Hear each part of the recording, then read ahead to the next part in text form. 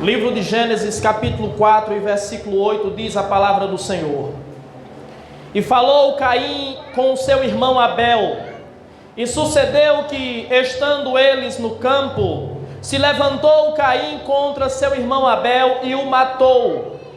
E disse o Senhor a Caim: Onde está Abel teu irmão? E ele disse: Não sei, sou eu guardador do meu irmão? E disse Deus: Que fizeste? A voz do sangue do teu irmão clama a mim desde a terra. E agora maldito és tu desde a terra, que abriu a sua boca para receber o sangue do seu irmão. Quando lavrares a terra, não te dará mais a sua força. Fugitivo e errante serás na terra. Até aqui. Gênesis é o livro dos princípios, é o livro do começo. E sendo Gênesis o livro dos princípios, a palavra Gênesis em hebraico é Bereshit. E a palavra Bereshit significa exatamente isso: no princípio, no começo, no início. E Gênesis traz, de fato, a gênese de todas as coisas. Gênesis narra o princípio de todas as coisas, narra o princípio de toda a criação, desde as águas, desde o céu, desde a terra, desde o universo, desde as plantas, desde os animais, e também narra o princípio, o início, o começo da humanidade. Deus, ao criar a terra, Deus preparou a terra para que a terra recebesse o ser humano. A terra, no sistema solar, na nossa galáxia, é o único planeta que tem capacidade de ter vida. A terra foi programada, foi projetada para que nela houvesse vida. Sabemos que muitos estão rondando pelo espaço e buscando encontrar vida em outros planetas, e fala-se até em vida inteligente. Não conseguem encontrar resquício de vida de forma alguma, e falam em vida inteligente. Gênesis narra que Deus, ao criar o céu e a terra, Deus criou as plantas, os animais e o ser humano para habitarem na terra. E quando Deus criou tudo e criou o ser humano, Deus deu ao homem a seguinte ordem: crescei, multiplicai e povoai a terra. Aí está a terra, sujeitai-a e dominai. Dominai sobre as aves do céu, dominai sobre os animais quadrúpedes, dominai sobre os répteis, dominai sobre os peixes. O homem recebeu de Deus uma palavra para dominar. Mas dominar sobre o quê? Dominar sobre a criação. Mas existe uma coisa na criação que Deus não deu ao homem: o poder para dominar. A única coisa que Deus não deu ao homem o poder para dominar foi sobre o outro homem. O homem não foi criado para ser dominado por nada nem por ninguém. O homem foi criado para ser dominado apenas por Deus, numa relação íntima de amizade, numa relação íntima de amor, de fraternidade. Quando nós vemos a gênese da humanidade, nós percebemos que ao primeiro casal pecar e ser destituído do seu privilégio de estar no jardim, no Éden, eles frutificam em cumprimento à palavra de Deus. E a Bíblia Sagrada diz que eles têm um filho, e põem nesse filho o nome de Caim, porque Caim foi dado por Deus. E a Bíblia diz que após Eva gerar Caim, e ela disse que Deus, com a força de Deus, com a bênção de Deus, com a ajuda de Deus, ela teve Caim. Caim nasce debaixo da bênção de Deus. Caim nasce debaixo da autoridade de Deus. Mas após Caim nascer, a Bíblia Sagrada diz que Eva tem um outro filho. E esse outro filho recebe o nome de Abel. Caim se torna agricultor, lavrador da terra. E Abel se torna pastor de ovelhas. Pastoreava rebanhos. Mas a Bíblia Sagrada diz que em um determinado dia, Caim leva uma oferta para Deus. E Abel também leva uma oferta para Deus. Mas a Bíblia diz que Caim foi rejeitado juntamente com sua oferta, enquanto que Abel foi aceito juntamente com a sua oferta. Esse fato que acontece na vida desses dois irmãos é determinante para uma sequência de violência que começa a existir na terra. Porque a Bíblia Sagrada diz que quando Caim é rejeitado por Deus, ele se irou, ele ficou irado com a rejeição de Deus. E a rejeição não é algo fácil de se lidar. Quando nós somos rejeitados por um homem ou por uma mulher, dói, machuca. Ninguém gosta de ser rejeitado. Quando nós somos rejeitados em um ciclo social, dói. Quando nós somos rejeitados por amigos, dói. Quando nós somos rejeitados por pai, por mãe, dói demais. Quando nós somos rejeitados pela família, isso dói. Agora imagina você ser rejeitado por Deus. Porque nós focamos muito na oferta de Caim, mas a Bíblia Sagrada diz que primeiro Deus rejeitou Caim, e depois Deus rejeitou a sua oferta. Caim foi rejeitado por Deus. E por que Caim foi rejeitado por Deus? A Bíblia ela não dá detalhes de como tudo aconteceu. A Bíblia não fala muito da conduta desses homens, mas a Bíblia diz que Caim foi rejeitado por Deus. E por que Caim foi rejeitado por Deus? Caim foi rejeitado por Deus pela sua conduta. E quem vai responder isso para nós é João. Na primeira carta de João, no capítulo 3 e versículo 12, João diz que nós, como igreja do Senhor, não podemos ser como Caim, que era do maligno. Então por que Deus rejeitou Caim? Porque Caim era do maligno. E porque alguém é do maligno? Porque nasceu para ser? Não. Porque se tornou, porque se doou, porque se entregou, porque se vendeu. Ele era do maligno, diz o texto. E João prossegue e diz: e as suas obras eram más. Por que ele foi rejeitado por Deus? Porque ele era do maligno e as suas obras eram más. Ou seja, por que alguém é rejeitado por Deus?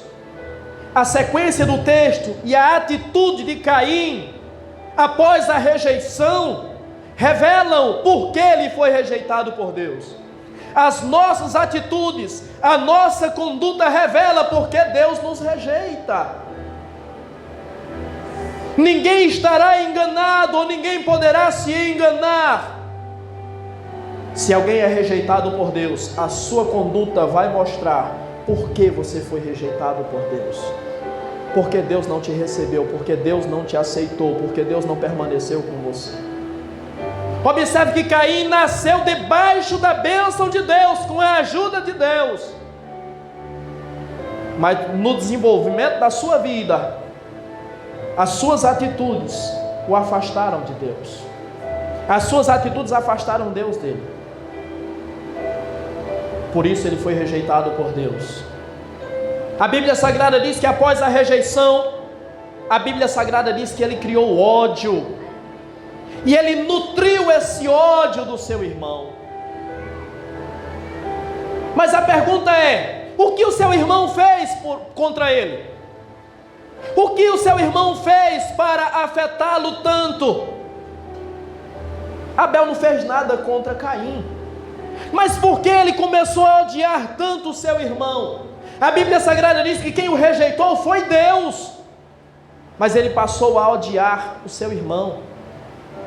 E aquele sentimento foi nutrido dentro dele. Porque a Bíblia Sagrada diz que Deus, ao ver o que está acontecendo com Caim, Deus vem falar com Caim e diz: por que você anda irado? Ora, quando Deus diz por que você anda irado, ou seja, quando Deus pergunta, Deus não está dizendo que ele se irou, se irritou, ficou chateado por um momento, não. Deus está dizendo que ele se irou e permaneceu irado. Ele permaneceu furioso, ou seja, ele alimentou aquele ódio, ele alimentou aquela raiva do seu irmão. Cuidado com o que você tem alimentado dentro de você. Existem pessoas que, dependendo da situação em que passa, explodem, estouram, falam, pensam, blasfemam, mas daqui a 5 minutos passou, extravasou, abriu o coração, desabafou, passou. E existem pessoas que acontece alguma coisa, alguém fala algo que desagrada, alguém faz uma coisa que desagrada e a pessoa segura. A pessoa não fala nada, mas vai alimentando aquela raiz de maldade dentro do seu coração. Vai alimentando aquilo dentro de si. E tudo aquilo que é alimentado, a tendência é se fortalecer e crescer. Por isso, mais uma vez, preciso ser repetitivo e te dizer: cuidado com o que você está alimentando dentro de você, porque a tendência é que isso vai se fortalecer e isso vai crescer ainda mais. Deus diz: por que você anda irado e por que descaiu-se o teu semblante? Se procederes bem, não é certo que serás aceito? Ou seja, Deus está deixando claro e evidente para ele: é a tua conduta que eu estou reprovando. Não é simplesmente a tua oferta, é a tua vida, é o teu procedimento que eu estou reprovando. Se você agir bem, se você agir correto, eu vou te receber. Você será aceito da mesma forma que o seu irmão. E você não terá motivo para ficar triste, você não terá motivo para ficar amargurado, você não terá motivo para ficar de canto, porque você será aceito. Cuidado, o pecado jaz à porta e compete a você dominá-lo. A Bíblia Sagrada diz que um belo dia, Caim chama seu irmão: Abel, vem cá. E foi, vamos lá na roça. Talvez Abel pensou que ele fosse tirar uma verdura para fazer uma salada, tirar uma fruta, ou simplesmente mostrar a sua plantação. Abel inocente foi. E a Bíblia Sagrada diz que quando eles chegaram lá no campo, Caim matou Abel. Ou seja, aquilo que Caim fez com Abel, alguns tentam defender Caim e dizer: foi um lapso de raiva que ele teve, foi um acesso de raiva que ele teve. Mas a narrativa bíblica mostra claramente que ele premeditou, ele calculou, ele planejou exatamente como faria. E eu pergunto: será que você já não conviveu com pessoas assim? Que planejam, que premeditam, que preparam uma armadilha para você? Se você não conviveu ainda, eu tenho uma notícia para te dar: se prepara, porque essa pessoa vai chegar. Talvez você esteja pensando: eu estou passando por isso, alguém está tentando me derrubar, alguém está tentando puxar meu tapete, alguém está tentando passar a perna em mim. Se não aconteceu, vai acontecer. Eu garanto para você que isso vai acontecer, porque existem pessoas que são como Caim, que são do maligno. Existem pessoas que as suas obras são más. A Bíblia Sagrada diz que ele mata o seu irmão. A Bíblia não diz como ele matou, mas a tradição rabínica diz que ele matou com uma pedra. Abel estava lá bem tranquilo, ele pegou uma pedra e bateu na cabeça de Abel e matou. Os defensores de Caim sempre vão dizer: ele nunca tinha visto a morte, então ele não sabia, ele não tinha total ciência de que ao bater na cabeça do seu irmão, ele mataria o seu irmão. Ninguém é inocente, ninguém faz nada sem saber das consequências. É verdade que ele nunca tinha visto um ser humano morrer. Mas se nós voltarmos na narrativa bíblica um pouquinho, você vai perceber que Abel ofereceu em sacrifício a Deus das primícias das suas ovelhas, e ofereceu a gordura. Para que ele oferecesse a gordura, era necessário que ele tivesse matado a ovelha. Se ele não tivesse matado a ovelha, não tinha como ele oferecer esse sacrifício a Deus. Então Caim tinha ciência da morte, sim. Ele nunca tinha visto um ser humano morrer, mas talvez ele viu Abel matar o animal.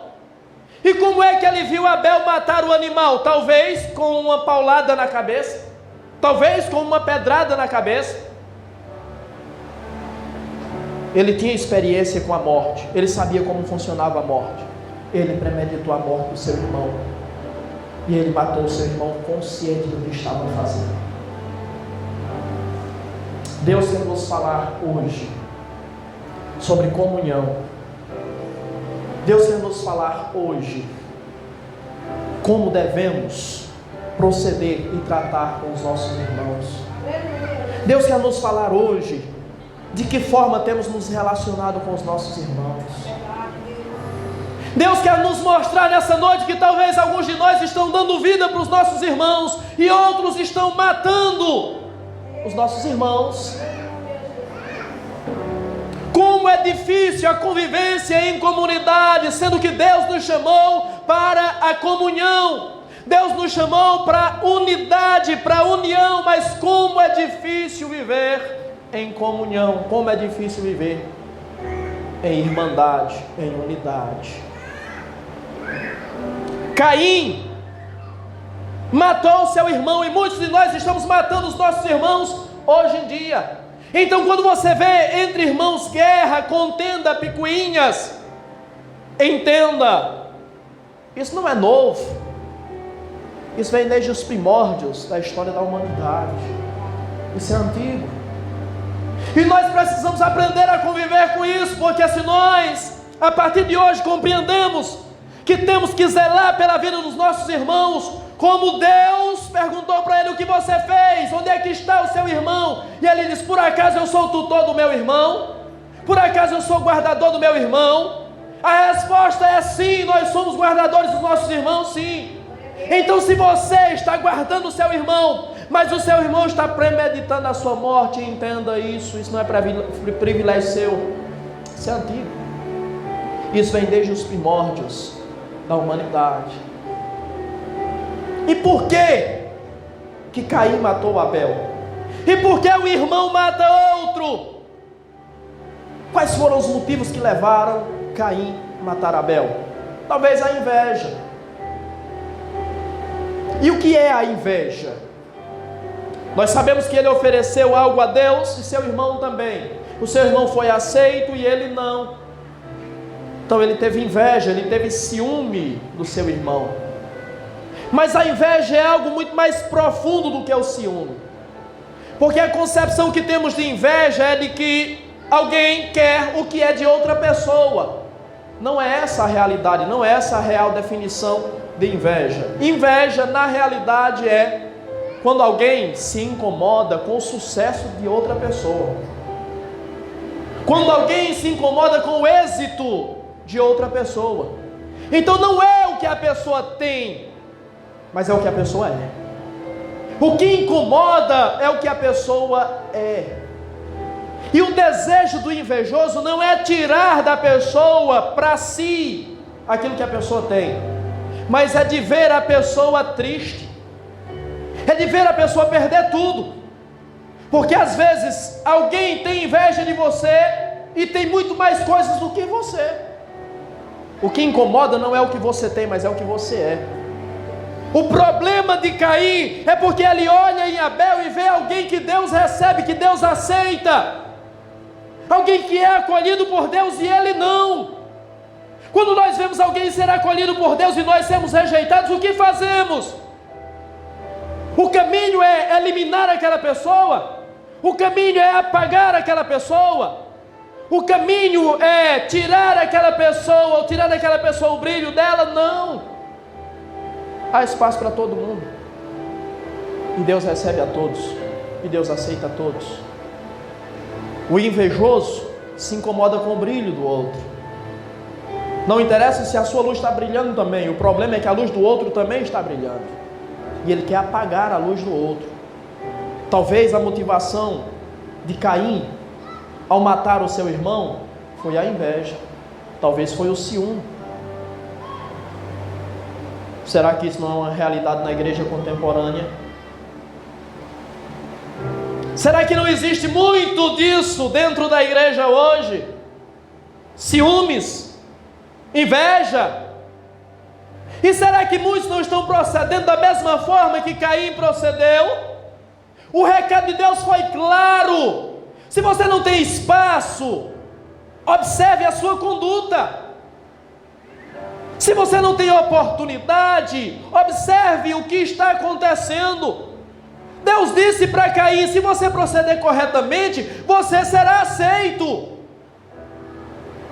Mas Caim, ao invés de mudar as suas atitudes, mudar a sua concepção de vida, mudar a sua visão, ele preferiu eliminar o seu irmão. Ou seja, ele só enfatizou ainda mais que ele era mau e que ele era do maligno.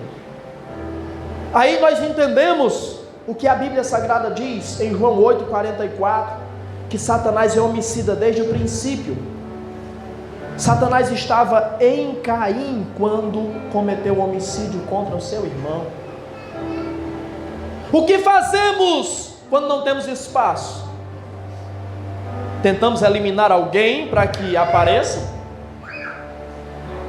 Para que se tenha evidência? Não, mude as suas atitudes. Se entregue mais, faça mais. Talvez ele matou seu irmão por competição. Ele foi aceito por Deus e eu não. Ele fez algo que agradou a Deus e eu não. Ele fez algo melhor do que eu, então, se eu não posso com ele, eu vou eliminar ele, porque nessa competição, nessa corrida, eu tenho que prevalecer. E como existe competição dentro da igreja? A irmã vem com uma roupa, com um calçado, a outra diz: no próximo culto eu vou vir muito mais bonita do que ela. Alguém cantou perfeitamente, eu vou dar o meu melhor, vou fazer melhor. Competição nunca é saudável dentro da igreja. A igreja não é espaço para competir. A igreja é espaço para fazer sim o seu melhor, mas para Deus. A igreja é o lugar de você oferecer de fato o melhor que você tem. Você fazer o melhor que você pode. Porque você não está fazendo para os homens, você está fazendo para Deus. Nunca queira superar alguém por competição, mas ofereça para Deus o melhor que você tem. Ofereça para Deus o melhor de você. Talvez o motivo pelo qual ele matou o seu irmão foi egoísmo. O egoísmo é o amor exagerado a si mesmo. O egoísmo é você voltar a atenção para você, única e exclusivamente você. O egoísmo é você achar que só você é importante, que só você tem espaço, que você é o centro de tudo, que você é o centro do universo, e não é. Talvez ele queria atenção só para ele. E geralmente quem busca atenção só para si termina perdendo a atenção de todos. Igreja não é lugar para inveja. Igreja não é lugar para competição. Igreja não é lugar para egoísmo. Deus pergunta para ele: onde está o teu irmão? Por acaso sou eu o guardador do meu irmão, tutor do meu irmão? O que fizeste? É a outra pergunta que Deus faz. O sangue do teu irmão foi embebido pela terra, e a terra clama pelo sangue do teu irmão. A pergunta de Deus é simples. Deus está fazendo ele refletir, ele meditar. A pergunta de Deus é: você matou o seu irmão, e daí? O que você ganhou com isso? Você achou que seria aceito por mim se teu irmão não tivesse em cena? O que você ganhou com isso?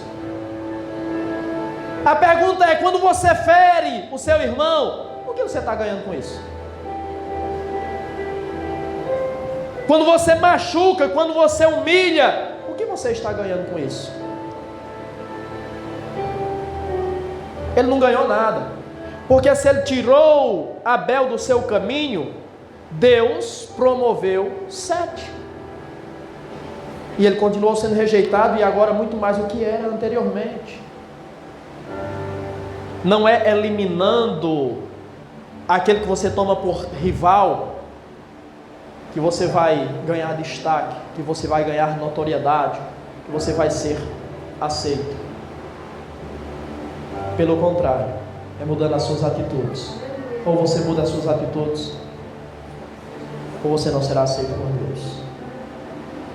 Há uma frase do Augusto Cury que diz assim: por trás de alguém que fere, há sempre alguém que é ferido. A pessoa que fere os outros, ela fere primeiro a si mesma. Ninguém torna os outros infelizes se essa pessoa não for infeliz. Porque depois do diálogo entre ele e Deus, Deus disse: você agora é maldito. Ou seja, se ele pensou que estava ferindo o seu irmão, ele estava atraindo maldição para ele mesmo.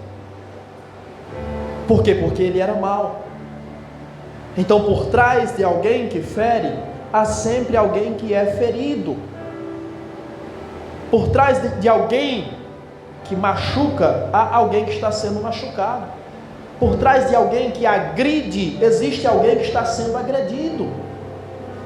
Por trás de alguém que está fazendo alguém infeliz, existe uma pessoa que por natureza já é infeliz.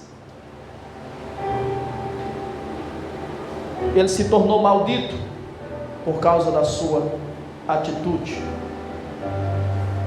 E a maldição foi: a partir de agora, você será fugitivo e errante na terra. Ou seja, Caim perdeu o privilégio da sua casa, ele perdeu o privilégio da sua família, ele perdeu o privilégio da sua terra. E a maldição de Deus contra ele é: a partir de agora você vai andar errante e fugitivo. E a Bíblia diz que ele foi para a terra de Nod. Alguém entende que a terra de Nod é uma cidade para onde Caim foi? E não é verdade. A palavra Nod em hebraico significa peregrinação. Ou seja, quando Deus está dizendo para ele: você vai para a terra de Nod, Deus está dizendo: a partir de hoje você vai ser peregrino. Você não terá mais endereço, você vai andar fugitivo e errante pela terra. E foi esse o destino daquele homem.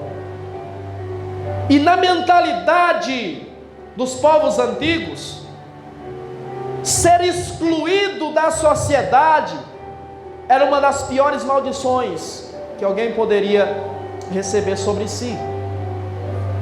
Perder o privilégio e o contato com a sociedade era a pior coisa. Na mentalidade dos antigos, ser excluído da sociedade era pior do que a morte. Na Roma antiga, um condenado tinha direito a escolher. Ele poderia escolher a execução, já foi condenado, então qual é o destino dele? Morrer. Ele poderia escolher a execução, ele poderia escolher o suicídio, ou ele poderia escolher ser banido para fora do império. Então observe que o banimento, o afastamento da sociedade se equiparava à morte, porque as outras duas opções que ele tinha era a morte. Ou ele se entregava para morrer na mão do império, da autoridade, ou ele se suicidava. A maioria deles se suicidavam. Para quê? Para que a sua família não perdesse as posses, os bens adquiridos dentro do Império Romano. Então, quando nós lemos o texto e percebemos que Caim simplesmente se tornou fugitivo, nós achamos que isso foi uma pena leve para ele. Na realidade, não. era a pior que ele poderia receber naquela hora e naquele momento. Porque nós temos na nossa mentalidade que a pior das penas é a execução. E eu sempre pensei comigo mesmo, até imitei alguém famoso aí, pensei comigo mesmo, só posso pensar comigo. Eu sempre tive essa ideia comigo, de que a morte não é punição para ninguém. O camarada fez, aconteceu, fez tragédias, aí você vai lá e executa. Ele não pagou por nada do que ele fez. Morrer ele vai de um jeito ou de outro, mais cedo ou mais tarde ele vai. Mas a rejeição, andar fugitivo, perder o contato com aqueles que ele amava, com certeza foi uma punição da qual ele jamais se esqueceu. A pergunta de Deus é simples: onde está o seu irmão? E a resposta dele é: eu sou tutor do meu irmão? E a resposta é: sim, você é tutor do seu irmão. Você deve cuidar do seu irmão. Era direito dele, era obrigação dele cuidar do seu irmão. E por não cuidar do seu irmão, ele recebeu essa maldição sobre ele, porque ele estava se desfazendo do seu irmão. Então ele estava abrindo mão da comunhão com o seu irmão. Ele se tornou fratricida. O que é um fratricida? É aquele que mata o próprio irmão. Hoje é comum para nós fratricida, matricida, parricida. Para nós é comum matar pai, matar mãe, matar irmão. Para nós hoje é comum, naquela época não, naquele momento da humanidade não. Mas o mundo em que vivemos, ele está de cabeça para baixo, e é comum nós ouvirmos sobre essas coisas. Perdeu-se a empatia, perdeu-se o amor, perdeu-se o cuidado com o ser humano. Perdeu-se, esvaiu-se da nossa mente o que Jesus nos ensinou, para amarmos o próximo como a nós mesmos, ou amarmos o próximo como Ele nos amou. Perdeu-se de vista esse cuidado, esse carinho que se deve ter, a promoção da vida e não da morte. Então, se hoje irmãos matam irmãos, e agora eu não estou falando no sentido literal, mas no sentido simbólico, de que dentro da igreja isso acontece, isso não é novo, isso é antigo. Há uma frase do Saint-Exupéry, um piloto de avião francês, que também foi escritor e ilustrador, onde ele diz: cada pessoa é responsável por todas as pessoas. Antônio Saint-Exupéry disse: cada pessoa é responsável por todas as pessoas. Nós temos na nossa sociedade dois lemas que nós conhecemos. Um lema é: um por todos e todos por um. Esse é o lema. Um por todos e todos por um. Essa é a ideia de Saint-Exupéry. Isso é o que a Bíblia nos ensina: um por todos e todos por um. Mas existe um outro adágio, um outro provérbio, uma outra máxima, que diz: cada um por si e Deus por todos. Ou seja, cada um faça a sua parte, se der, Deus; se não der, não deve ser essa a nossa mentalidade, não deve ser esse o nosso procedimento. Cada pessoa é responsável por todas as pessoas. Se você cuidar de mim, se eu cuidar de você, se você cuidar do seu irmão cuidar de você, eu garanto que nós teremos um paraíso na terra. Nós viveremos em harmonia. Nós viveremos a proposta de fato e de verdade que a Bíblia estabelece para nós. Mas a pergunta é: isso é uma realidade no nosso meio? Infelizmente não. E nós estamos aqui em busca do ideal. Nós estamos correndo atrás do ideal. E o ideal é esse: restabelecer a conexão, restabelecer os laços, restabelecer a harmonia, a comunhão, restabelecer o amor, restabelecer o elo que foi quebrado. É promover a paz entre os irmãos que estão separados, entre os irmãos que estão brigados. Hoje é dia de você perdoar alguém que te feriu, alguém que te machucou, alguém que te ofendeu. Você está preso a essa pessoa por uma raiz de amargura, mas Deus está querendo trocar essa raiz de amargura por uma raiz de amor, por uma raiz de graça, por uma raiz de misericórdia. Deus está querendo aflorar de dentro de nós a benignidade. É hora de você perdoar quem te ofendeu, quem te feriu. Mas a pergunta é: o seu coração é como o de Abel? Ou o seu coração é como o de Caim? Quando nós olhamos para o texto, é possível desenhar um pouquinho do que era Caim. Caim é um homem egoísta, Caim é um homem ignorante, Caim é um homem soberbo, Caim é um homem bruto. É possível perfeitamente desenhar o perfil desse homem e compreender que ele, além de ser tudo isso, além de ser egoísta, é arrogante, prepotente, soberbo, ele era um homem ganancioso. E ele só se dedicava a algo que pudesse lhe trazer benefício. E por que eu estou dizendo isso? Compreenda que quando Deus cria a humanidade, os seres humanos, os primeiros seres humanos da face da terra eram vegetarianos. Só comiam folhas e frutos. E a pergunta é: o que Caim fazia da vida? Ele era agricultor, ele era lavrador, ou seja, ele cultivava aquilo que lhe traria benefício, ele cultivava aquilo que iria alimentá-lo. A mentalidade dele é egoísta, a mentalidade dele é gananciosa. Em contrapartida, Abel era pastor de ovelhas. Pensa comigo, raciocina comigo. Em um momento em que as pessoas não se alimentam de carne, mesmo assim Abel é pastor de ovelhas, mesmo sendo verdade que ele não iria matar jamais uma ovelha para se alimentar dela. A mentalidade, a conduta dos dois é diferente. Um é egoísta e ganancioso, o outro cuida por amor.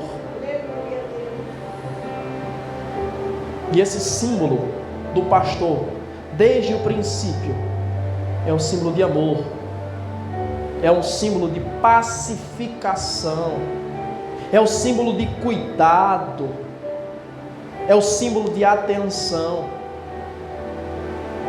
Muitos de nós muitas vezes estamos dando valor, como Caim, a algo inanimado. E quando eu digo algo inanimado, eu não estou dizendo algo que não tenha vida. Eu sei que os vegetais têm vida também, mas é diferente a vida de um vegetal para a vida de um animal. A ciência diz que nós somos animais. Sabemos que não somos, mas a ciência diz que nós somos animais.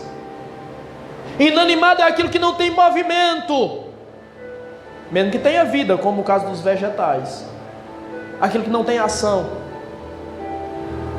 Ânima, a palavra ânima no latim significa alma. Então inanimado é aquilo que não tem alma.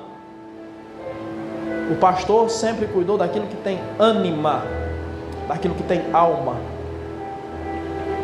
Observe que a conduta, Deus traça um paralelo entre eles dois e faz uma análise da conduta dos dois. E a conduta dos dois é determinante para um ser aceito e o outro rejeitado. E assim será. Muitos serão aceitos e muitos serão rejeitados. Naquele dia, ele vai separar as ovelhas dos bodes. Naquele dia, muitos ouvirão dele: vinde benditos do meu Pai, para que o que vos está preparado desde a fundação dos séculos. E outros ouvirão dele: apartai-vos de mim, malditos, para o fogo eterno preparado para o diabo e seus anjos. Caim está ofendido porque ele foi rejeitado e a sua oferta foi rejeitada. Por causa disso, ele comete o ato insano que cometeu e se torna errante, se torna fugitivo. Muitas vezes nós estamos cometendo atos insanos sem perceber os privilégios que nós temos, e sem perceber que com os nossos atos insanos nós vamos perder os privilégios que nós temos, e privilégios que só nós temos. Caim é o primogênito de Adão e Eva. Caim é o primeiro ser humano a nascer na face da terra. Caim é o primeiro ser humano a ter alguém para chamar de mãe. Foi a primeira pessoa na face da terra que pronunciou essa palavra, mãe. Caim foi o primeiro ser humano na face da terra que pôde pronunciar a palavra pai. Caim foi o primeiro ser humano que teve o privilégio de ter, dentre todos os seres humanos que hoje existem no mundo, o privilégio de ser chamado de filho, primeira vez. E nós andamos em busca de ser aceitos por Deus como filhos. Isso nos é concedido pela aceitação do Senhor Jesus Cristo. Há tantos quantos o recebeu deles o poder de serem feitos filhos de Deus. Todos querem ser filhos. Caim era. Isso é um privilégio que só ele tinha. Só ele tinha um pai e uma mãe, não tinha mais ninguém para lhe dar carinho, para lhe dar amor, para lhe dar atenção. Ele tinha um pai exclusivo para ele lhe ensinar a cuidar do jardim. Talvez por isso ele se tornou agricultor, porque também era a única coisa que seu pai sabia fazer: cuidar de hortaliças. Muitos de nós temos muitos privilégios e não percebemos, não enxergamos e não reconhecemos isso. E por não reconhecer, não perceber, nós ficamos olhando para a vida do outro. Nós ficamos querendo o que é do outro. Nós queremos o espaço do outro. Não, você é privilegiado por Deus. Comece a analisar a sua vida e comece a ver o que Deus já fez, o que Deus entregou só para você, de como Deus usou e tem usado só você. Você não precisa ser igual ao outro para ser aceito por Deus. Pelo contrário, Deus nos criou indivíduos, e indivíduo é um ser individual. Cada um é um ser individual, não precisa ser igual a ninguém. Então, se você vê alguém com uma maior predisposição, tenha também, mas não por causa dele. Se você vê alguém aparecer, não queira aparecer por causa dele, porque Deus vê em você as suas qualidades, e Deus te usa nas suas qualidades. Você é um privilegiado. Talvez você não tenha entendido isso. Como castigo e como maldição, ele foi expulso e perdeu todos os seus privilégios. E por ser expulso e perder todos os seus privilégios, ele andou errante por toda a terra, no Oriente.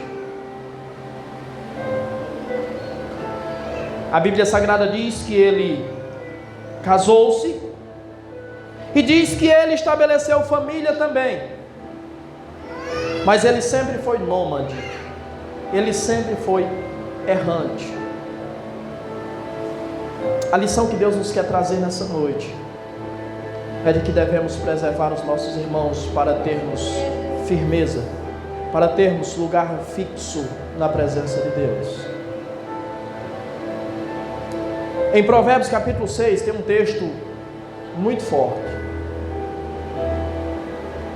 Em Provérbios capítulo 6, versículo 19, vem uma sequência de coisas que o texto começou a dizer. Há 6 coisas que Deus detesta, vamos usar essa palavra, mas a 7ª, a sua alma abomina. E aí vem a sequência: a língua mentirosa, aquele que se apressa em fazer o mal. E a 7ª coisa é aquele que semeia contenda entre irmãos. As outras coisas Deus odeia, mas a 7ª, a sua alma abomina. Será que você consegue sentir o peso dessa palavra? A sua alma, Deus está dizendo: eu abomino com todo o meu ser, eu abomino do meu íntimo aquele que semeia contenda entre irmãos. Jesus disse: se você odiar o seu irmão, você já matou ele. Você é um Caim. E a pergunta é, eu estou cheio de perguntas hoje: quantas e quantas e quantas vezes é semeado contenda entre os irmãos? Um vê uma coisa daqui, vem falar para fulano aqui. Observa uma coisa daqui, vai falar para fulana lá. Vai só semeando. Assim como uma aranha vai tecendo a teia. Eu tenho uma notícia para te dar: Deus te abomina de toda a sua alma. Deus te abomina, Deus te aborrece, Deus te rejeita de toda a sua alma. Deus nos chamou para vivermos em comunhão, em união. Deus nos chamou para que quando uma irmã ou um irmão está com algum problema com o outro, você fazer o elo de ligação, você ir lá e dizer: não, a irmã fez isso, mas a irmã não é assim, a irmã gosta de você. Restabelecer a comunhão, não promover ainda mais a dissensão. Cuidado, nós ainda precisamos levar a Bíblia a sério, porque a Bíblia continua sendo a palavra de Deus.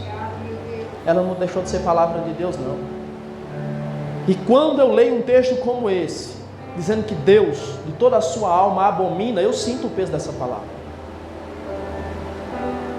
E eu espero que você sinta também. Caim nunca mais teve o privilégio de conviver com seu pai, com sua mãe e com seus irmãos. Foi viver longe, foi viver isolado. O destino de quem vive assim, matando os irmãos, o destino de quem vive semeando contendas é esse: é o isolamento, é a solidão. Então, para meditar. Eu vou encerrar a palavra. Para meditar sobre isso. Se você está se sentindo solitário, se ninguém se aproxima de você, se ninguém para conversar com você, e as pessoas têm um certo receio de chegar a você, comece a pensar: por que as pessoas fazem isso? Será que não é porque você tem agido mal? O destino de quem mata os irmãos, o destino de quem só vê maldade nos irmãos, o destino de quem semeia contenda entre os irmãos é o isolamento e é a solidão. Ninguém quer estar perto de alguém dessa forma, de alguém que age assim. Ninguém. Em contrapartida, tem outras pessoas que a gente sente prazer de estar com elas. Se a gente pudesse, a gente não largava o pé dessas pessoas. Por quê? Porque algo de graça tem na vida daquela pessoa. Caim morreu. E a Bíblia não diz como Caim morreu, mas a tradição rabínica diz que Caim morreu estando ele dentro de uma casa, e a casa desabou por cima dele, e ele morreu. Se é verdade ou não, eu não sei. A tradição diz, a Bíblia não diz. Mas se é verdade, eu sou levado a pensar que da lei da semeadura nós não fugimos. Um dia lá atrás, ele pegou uma pedra e feriu a cabeça do seu irmão e tirou a vida do seu irmão. Lá na frente, a pedra da casa veio sobre a sua cabeça e o matou também. Provérbios capítulo 26 E versículo de número 27 diz: aquele que cava uma cova, nela vai cair, e aquele que rola uma pedra, por ela será esmagado. Ele usou uma pedra para matar o seu irmão, a pedra veio e lhe matou. Ele cavou uma cova para esconder o seu irmão, e daí, segundo muitos, vem o costume de sepultar as pessoas. Ele cavou um buraco, jogou o seu irmão lá dentro e sepultou, enterrou, ocultou. A cova que ele abriu para o seu irmão, lá na frente, estava preparada para ele também. Que sirva para a sua reflexão nessa noite, em nome do Senhor Jesus Cristo.